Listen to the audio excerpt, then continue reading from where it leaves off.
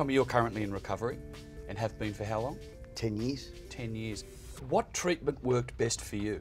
From my own experience, Gamblers Anonymous. As I said to you, I went to Gamblers Anonymous all them years ago, and I stopped gambling for 2 years.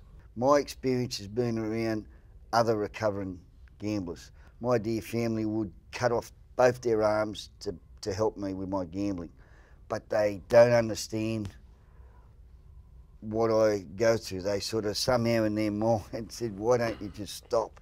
Yep. Wherever I speak to Mark, and I say, Mark, mate, remember whatever, I'm having a hard time and that, we've got this sort of connection. We understand each other where other people don't exactly understand. I'm not being judgmental, it's just a fact. How long have you been in recovery for, Mark?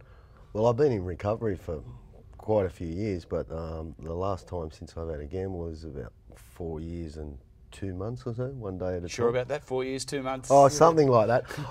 There's some people that will go, you know, 4,000 days, so many hours. I'm not one of those types.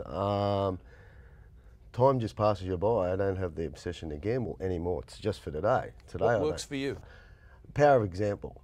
Tommy talks about his rock bottom and, you know, he stole money and hocked stuff out of the place. I can understand that. I go, mate, I've been there too.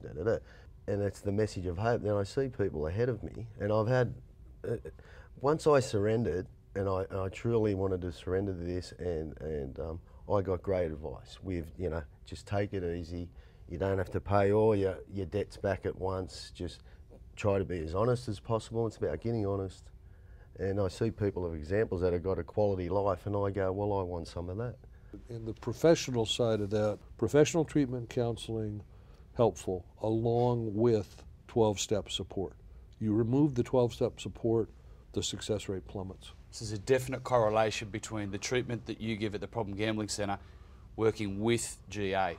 We won't treat, this is how strongly I feel, but in Las Vegas, we will not treat patients who don't go to the 12-step meetings, even the ones that don't want to go, not because that's a political statement or what I think is the PC thing to do. It's because of statistics. The numbers don't lie. The numbers say that this fellowship, their time together, is of infinitely more value than something I'm going to tell either one of them.